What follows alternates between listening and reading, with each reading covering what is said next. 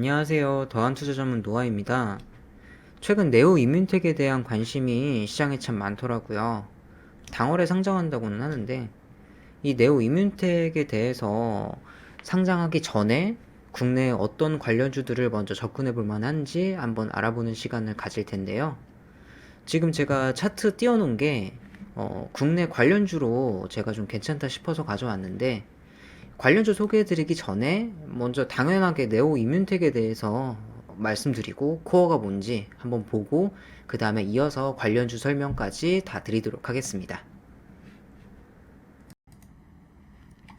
네, 먼저 네오 이뮨텍에 대해서 한번 볼 텐데요. 네오 이뮨텍은 2014년에 설립된 이제 미국 신약 개발 바이오 회사예요. 글로벌 빅파마들이랑 현재 공동으로 연구를 추진하고 있고 뉴스 기사를 좀 가져왔는데 네오 이뮨텍의 그냥 수율 즉 경쟁률만 1374대 1이라는 어마어마한 경쟁률을 가지고 있습니다. 1496개의 기관이 참여했다고 하는데 가져온 기사 날짜가 3월 2일 거거든요. 최근 통계예요. 지금 시장의 관심을 한몸에 받고 있고요. 또 네오 이뮨텍 공모가도 회사에서 희망했던 가격보다 17% 높은 7,500원으로 확정됐다고 합니다. 네, 그리고 이어서 네오 이뮨텍의 핵심 코어에 대해서 좀 설명을 드릴 텐데요. 첫 번째로 NTI7이라고 하는 단백질이 있습니다. 이게 뭐냐면 독보적인 T세포 증폭제인데요. 이 네오 이뮨텍에서 개발한 NTI7이라는 단백질이 몸속에 있는 T세포를 증폭시키는 역할을 합니다. 그러면 T세포는 뭐냐? T세포는 뭐 많이들 아실 텐데 체내에서 항암 역할을 하는 면역 관련 세포예요. 그래서 이 세포를 마법의 세포라고도 많이 부르고요. 그리고 또 다음으로 중요한 게 바로 암종 확대 연구. 기존의 NTI7 같은 경우에는 단일 치료제입니다. 단일 단백질인데 이게 단일 단백질에서 벗어나서 다른 면역 치료제와 같이 병용해서 사용할 수 있는 임상시험을 계속해서 진행하고 있습니다. 쉽게 말하면 그냥 한두 가지에 쓰이는 치료제가 아니라 범용적으로 더 다양하게 사용할 수 있는 포텐셜을 굉장히 넓히는 일을 하고 있는 상황이고요.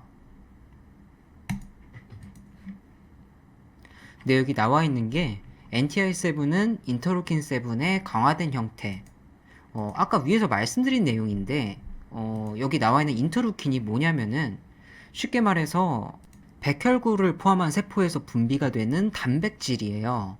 그래서 이 단백질이 몸에 해로운 물질이 들어오면 그 면역계가 맞서 싸우도록 자극을 해요. 그래서 이 인터루킨이 굉장히 중요한데 이 인터루킨 7보다 더 강화된 형태가 바로 NTI7입니다. 네, 이 정확한 기작을 한번 보면요. 네, 이렇게 기존의 인터루킨 7 도메인에서 이 밑에 HYFC 도메인을 붙인 형태를 바로 NTI7이라고 부르는 건데요. 이렇게 밑에다가 HYFC 도메인을 붙임으로써 인터루킨이 반감기를 연장하게 돼요.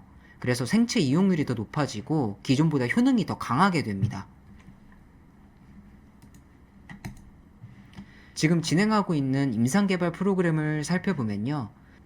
네, 이렇게 피부암, 고형암, 뭐 유방암, 위암, 세포 폐암, 림프종, 세포종, 뭐 세포 선암, 예, 이런 다양한 종류의 암들을 임상으로 진행을 하고 있는데요. 특히 여기 위암이나 세포 폐암 같은 경우에는 3상을 코앞에 두고 있습니다. 또 여기 파트너를 이어서 보면 좀 국내에서, 아니, 세계에서 내놓으라고 하는 글로벌 파마들인데요. 예, 이런 글로벌 파마들이랑 같이 파트너십을 맺고 진행을 하고 있는 게 사실 코어를 의심하기는 힘들고 아주 강한 코어를 가지고 있다. 이렇게 해석을 할 수 있겠습니다. 네, 그럼 이렇게 좋은 네오 이뮨텍의 국내 관련주들을 좀 먼저 접근할 수 있는 게 어떤 게 있을까 하면요. 크게 두 가지로 제넥신과 미래에셋 벤처 투자가 있습니다. 근데 보시면은 이렇게 제가 제넥신에는 8점을 줬고 미래에셋 벤처 투자에는 4점을 줬죠. 이게 각자의 차이가 있는데 일단 제넥신을 먼저 좀 살펴보면요. 일단 제넥신은 네오 이뮨텍의 최대 주주입니다. 상장 공모 전일 기준으로 25% 정도 되는데 뭐 특수관계인까지 다 합치면은 7%가 합산이 될 거예요. 그래서 한 32% 정도 될 건데 네오 이뮨텍 말고도 제넥신 같은 경우에는 툴젠이라는 유명한 좀 유전자 가위로 유명한 회사랑 합병을 하는 호재도 있죠. 네, 근데 일단 오늘은 네오 이뮨텍만 가지고서 좀 말씀을 드릴게요. 네, 일단 뉴스 기사를 좀 가져왔는데요. 이렇게 제넥신 관계사 네오 이뮨텍. 네오 이뮨텍이 상장을 하게 되면 당연히 상장하기 전후로 굉장히 시장이 뜨거워질 거예요. 떠들썩할 거고. 그러면 그때 당연히 주가도 같이 움직일 텐데 그 시기에 가장 수혜를 받는 종목이 바로 제넥신이 될 것이다. 이렇게 예상을 하고 있습니다. 네, 다음으로 미래에셋 벤처 투자를 볼 텐데요. 이 네오 이뮨텍이 맨 처음에 회사를 시작할 때 미래에셋 벤처 투자에 투자를 받았어요. 그게 그 네오 이뮨텍의 지분의 5% 정도가 되는데 이번에 IPO가 들어가는 것도 미래에셋 대우에서 IPO가 들어가고 투자도 미래에셋 벤처 투자에서 받았는데 그때 그 투자를 받았던 지분 5%가 아직도 미래에셋 벤처 투자에 남아 있어요.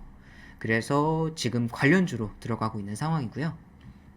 아무래도 연관성은 제넥신이 훨씬 크다 보니까 저희가 추천드리는 아까 보여드렸던 차트가 바로 제넥신의 차트인데요. 기본적 분석을 한번 해볼 건데 제넥신은 사실 바이오 회사여서 사실 이렇게 재무제표 보는 게 큰 의미는 없습니다. 뭐 바이오 회사가 지금 당장 뭐 매출이 있냐 없냐 이런 게 사실 안 중요하고요. 이 회사가 가지고 있는 기술 수출이나 뭐 향후 발생할 수 있는 포텐셜 이런 걸로 투자를 받기 때문에 사실 재무제표를 가지고서 바이오 회사를 판단한다 이거는 사실 맞지 않는 행동입니다. 근데 일단은 뭐 안 볼 수는 없으니까 그래도 한번 확인은 하고 넘어간다 라는 관점에서 보는 거니까 일단 확인만 하고 한번 넘어가 볼 건데요. 지금 일단 손익계산서를 보고 계신데요. 보시면 뭐 적자죠. 4년 연속 적자인데 뭐 4년 연속 적자면 상패 아니냐 뭐 이렇게 말씀하시는 분들도 계시는데 네. 제넥시는 걱정하지 않으셔도 되시고요. 보시면은 당기순이익이 흑자 전환을 했죠. 뭐 영업이익이 계속 적자인데 당기순이익 흑자 전환을 한 거 보니까 영업으로는 적자를 봤지만 이거 외에 다른 수익이 있어서 아마 흑자 전환을 한 것으로 보이고요. 이어서 이제 현금흐름표 한번 살펴볼 건데 위에서 봤던 것처럼 영업활동으로 인한 현금흐름은 계속해서 마이너스죠. 영업부에서는 계속해서 손실이었다는 게 뭐 그대로 이렇게 보여지고 있고요. 그런데 좀 특이한 점을 보면은 투자 활동으로 인한 현금흐름 탭에서 이제 2018년도에 좀 크게 투자를 했죠. 또 자금도 좀 크게 받아왔고. 근데 뭐 그 이후로는 사실 뭐 투자를 한 거는 보이지는 않는데 워낙 이제 2018년도에 큰 투자를 했었어서 뭐 그렇다고 볼 수도 있고요, 이거는.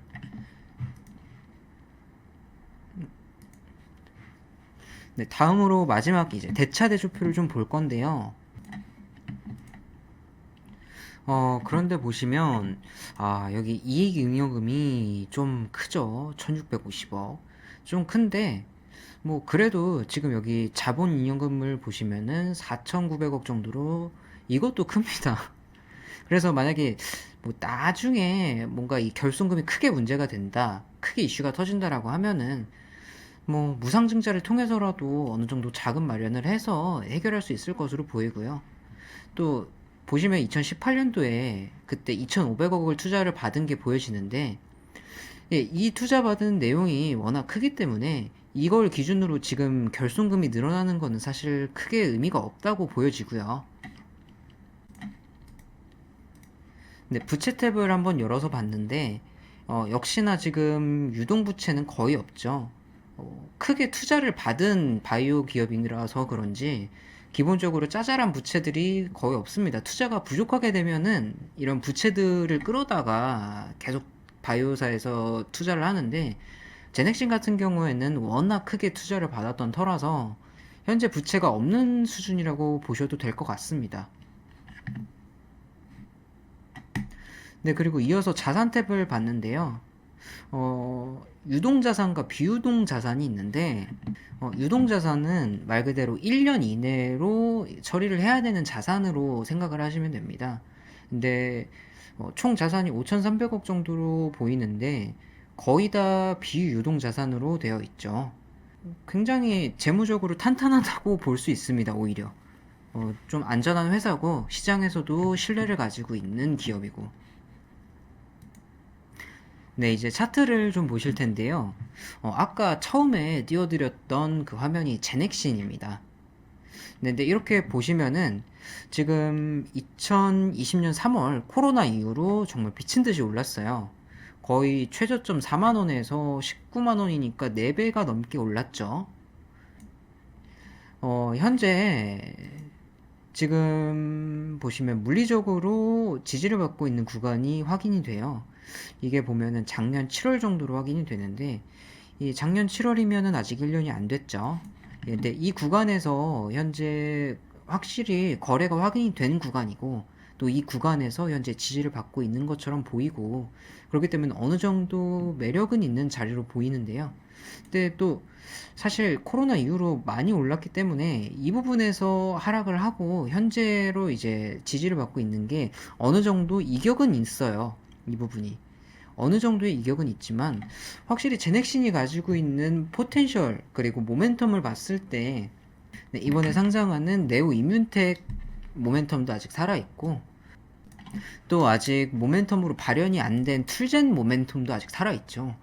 그렇기 때문에 아직 발현을 못하고 떨어진 내용이라서 지금 시기에서 또 상장이 얼마 남지 않은 이 시기에 또 지지를 받는 구간이어서 어느 정도 매력이 있다라고 생각이 들고요. 뭐 그렇다고 이게 확실하게 이격이 있는 게 맞아서 이게 뭐 굉장히 좋은 자리다라고 하기는 좀 어렵지만 그래도 매력은 있는 자리다. 예, 이렇게는 볼 수 있겠습니다. 또 그리고 미래에셋 벤처 투자를 보면은 이것도 많이 올랐죠. 사실 제 크게 관심은 없는 종목이라서 굉장히 고점으로 보여지고요. 이게 미래에셋 벤처 투자 자체가 그렇게 오래된 종목은 아니에요. 그래서 2019년도 상장을 해서 지금까지 봤을 때 현재 최고점으로 보여지는데 확실히 현재 있는 최고점보다는 제넥신 자리가 또 구간적으로도 물리적으로 받쳐주는 것도 있어서 이게 훨씬 더 매력적으로 보이고요. 또 가지고 있는 지분율도 사실 미래에셋벤처 투자는 얼마 안 돼서 직접적인 연관성이 있는 제넥신을 더 직접적인 관련주로 저희는 보고 있습니다. 네, 오늘은 여기까지고요. 다음에 더 좋은 영상으로 찾아뵙도록 하겠습니다. 감사합니다.